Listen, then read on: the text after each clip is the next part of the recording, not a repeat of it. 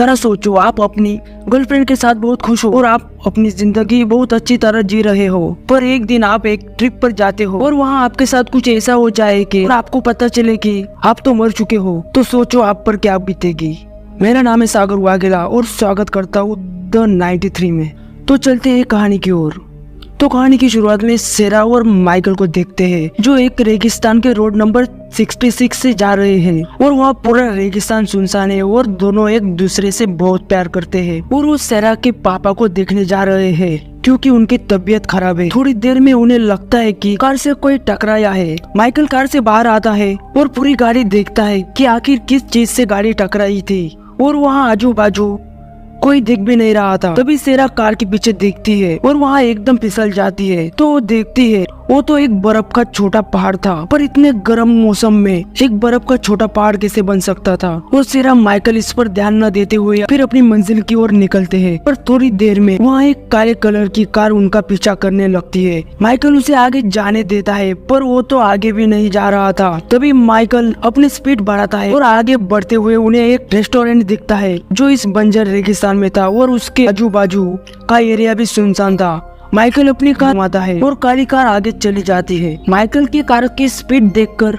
सेरा कहती है, तुम एक दिन हमारी जान लेके रहोगे। वे सेरा अपना मोबाइल देखते हैं तो उसमें सिग्नल भी नहीं था और रेगिस्तान का रेस्टोरेंट भी सुनसान था। दोनों अंदर आ जाते हैं। वहाँ उन्हें बूढ़ी दादा दादी दिखते हैं और वो भी बहुत अजीब लग रहे थे।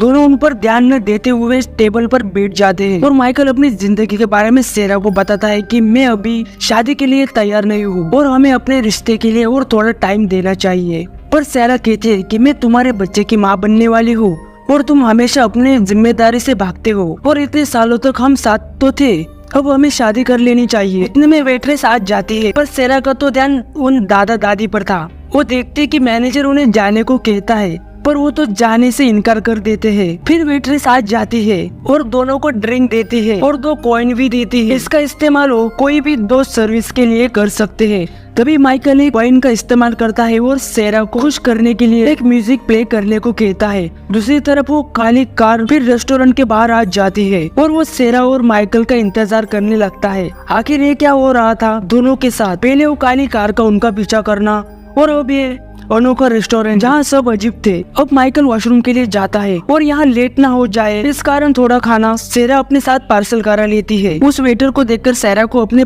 पिता की याद आती है। वो उस वेटर को बहुत सारे पैसे टिप देती है क्योंकि वो उसे अपने पापा के जैसे लग रहे थे, क्योंकि सेरा के पापा भी सेरा के ख्याल रखने के लिए इस उम्र तक काम कर रहे थे। फिर दोनों रेस्टोरेंट से बाहर आ जाते हैं और माइकल की फास्ट ड्राइविंग के कारण इस बार सेरा गाड़ी चलाती है। तभी फिर उनकी कार से कुछ टकरा जाता है जो वो समझ नहीं पा रहे थे, क्योंकि थोड़ी देर पहले ही वो इस जगह से गुजरे थे, पर वो फिर उस जगह आ चुके थे। ये देखकर दोनों हैरान थे। दूसरी तरफ दोनों वेटर मैनेजर के पास आते हैं और उससे समझाते हैं कि सेरा और माइकल अच्छे लोग हैं। ये सुनकर मैनेजर कहता है कि उनके हाथ में कुछ नहीं है, अब तो उनका भविष्य ही तय कर सकता है कि उनके साथ आगे क्या होगा। मतलब यहाँ तो सभी सेरा और माइकल को जानते थे, पर कैसे? ये तो पहली बार ही मिले हैं, मतलब जल्द ही कुछ तो अजीब होने वाला था उनके साथ। तभी वहाँ एक और लड़की बोल देती है कि रोज रोज वही काम करके वो थक चुकी है।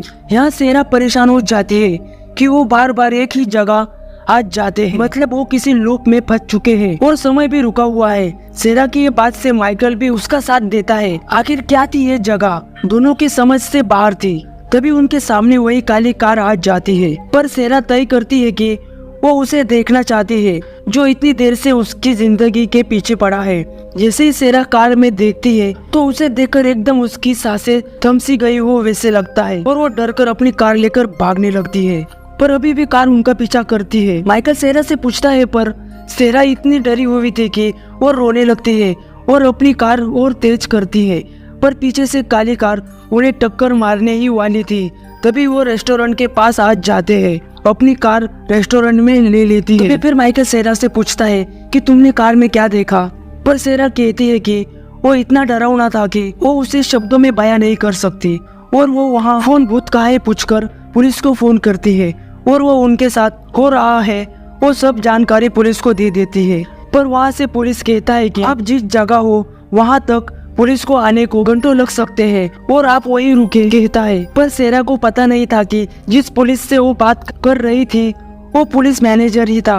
डर के मारे माइकल मैनेजर से काली कार के बारे में पूछता है कि कौन है वो जो हमारा इतने देर से पीछा कर रहा है। और जब वो यहाँ से आगे जाते हैं तो वो फिर घूमकर इसी जगह आ जाते हैं और यहाँ टाइम रुक क्यों गया है, बल्कि बाहर सब ठीक है। पर यह सुनकर मैनेजर उसे दिलासा देते हुए समझाता है कि आप यहाँ से जाते वक्त गलत टर्न लेते हो और यहाँ का रास्ता भूल भुलैया की तरह है, इस कारण आप बार बार इसी जगह आ जाते हो। तभी सेरा आ जाते हैं और उन्हें कहती है कि उसने पुलिस को कंप्लेंट कर दी है और वो यहाँ आने तक हमें यहीं रुकने को कहा है। तभी मैनेजर कहता है कि कोई बात नहीं और हमारे पास बहुत शानदार रूम है जो आपको समय गुजारने में मदद करेंगे। मतलब मैनेजर उन्हें जानबूझकर यहाँ रुकाना चाहता था।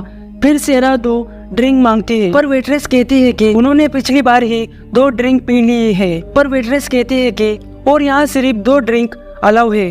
पर तभी पीछे बैठी लड़की कहती है कि वो बस अब जाने ही वाली है और अब वो इस जगह रुक नहीं सकती और वो अपनी ड्रिंक सेरा को दे देती है। पर सेरा उसे उस ड्रिंक के पैसे लौटाती है। पर वो लड़की कहती है कि वो पैसे अब उसके किसी काम के नहीं रहे। उसी वक्त मैनेजर उसे चुप कराता है और उसे अपने साथ ले जाता है। और मैनेजर सेरा माइकल को दिलासा देते हुए कहता है कि वो लड़की पागल है, इस कारण वो अजीब बात कर रही थी।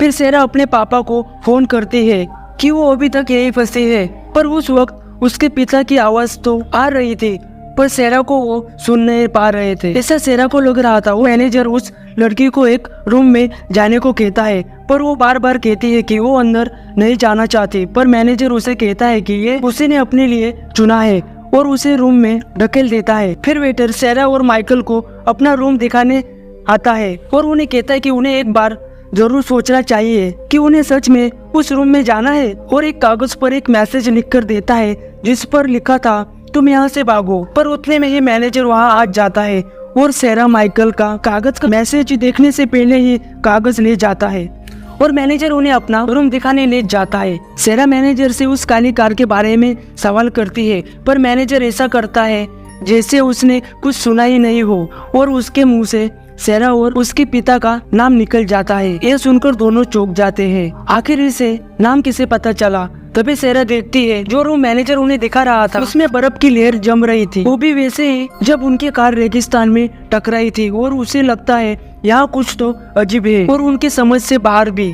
और वो माइकल को यहाँ से चलने को कहती है पर मैनेजर कहता है कि उन्हें इस वक्त आराम के लिए अंदर जाना ही होगा और वो अपने लिए और मुसीबत बढ़ा रहे हैं और दोनों वहाँ से भाग जाते हैं। अभी वेटर कहती है मैनेजर से कि वो लोग बहुत अच्छे हैं और उन्हें उनकी मदद करनी चाहिए। पर मैनेजर कहता है कि ये हमारा काम नहीं है और कोई बात नहीं, वो दोबारा यहाँ आ जाएंगे। और भागते भागते उन्हें वही आदमी दिख जाता है जो उनका पीछा कर रहा था और दोनों को अभी भी समझ में नहीं आ रहा था कि उनके साथ आखिर क्या हो रहा है। और इन सब में मैनेजर भी मिला हुआ है। हमेशा की तरह उनकी कार फिर टकरा जाती है पर वो उस पर ध्यान नहीं देते और आगे की ओर बढ़ते हैं।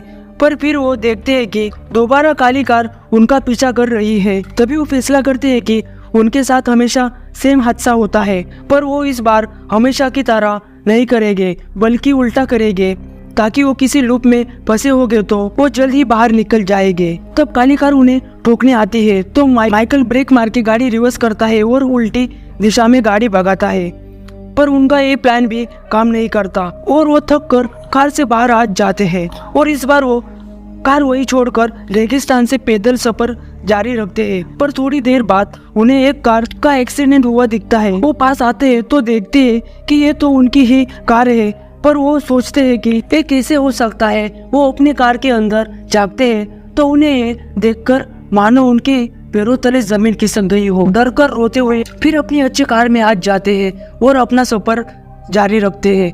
पर वो दोबारा उसी जगह आ जाते हैं जहाँ से वो कई बार गुजर चुके थे। पर थक हार कर फिर रेस्टोरेंट में आ जाते हैं और सेरा मैनेजर से पूछती है आखिर ये कैसा संभव है, ये जगह क्या है और अब तक आपने जो देखा उसके प्रश्नों के उत्तर आपको मिलने वाले थे।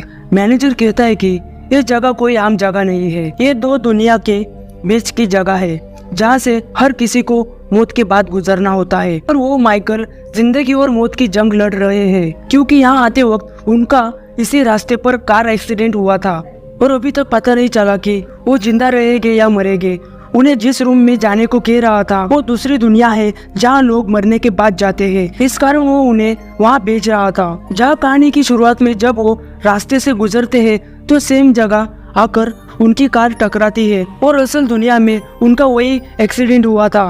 और जब वो पैदल जा रहे थे तो वो वहाँ उस कार में अपनी ही डेड बॉडीज देखी थी। इस कारण उनकी हालत खराब हो गई थी। जहाँ शुरू में सेरा ने माइकल से कहा था कि तुम्हारी इस फास्ट ड्राइविंग के कारण हमारी एक दिन जान चली जाएगी। मतलब सेरा को महसूस हो चुका था कि उनकी मौत होने वाली है। और जो बूढ़ी दादी दादा थे यहाँ फंस चुके थे, इस कारण वो यहाँ अजीब बर्ताव कर रहे थे क्योंकि वो भी यहाँ से गुजरने आए थे। और मैनेजर ने उस लड़की को भी उस रूम में ढकेल दिया ताकि उसकी मौत असल दुनिया में हो जाए। और यही काम है इस रेस्टोरेंट के लोगों का कि जब दो दुनिया के बीच कोई फंस जाए तो उन्हें उस दरवाजे से असली दुनिया में भेजना ताकि उनकी आत्मा यहाँ वहाँ ना भटके। और उस काली कार में खुद मौत उनका पीछा कर रही थी। तभी मैनेजर कहता है अगर उनके पास जीने की कोई खास वजह ना हो तो तुम्हें उस दरवाजे से अपनी मौत के बाद वाली जिंदगी में चले जाना चाहिए। और वो कहती है कि वो माँ बनने वाली है और वो अपने बच्चे को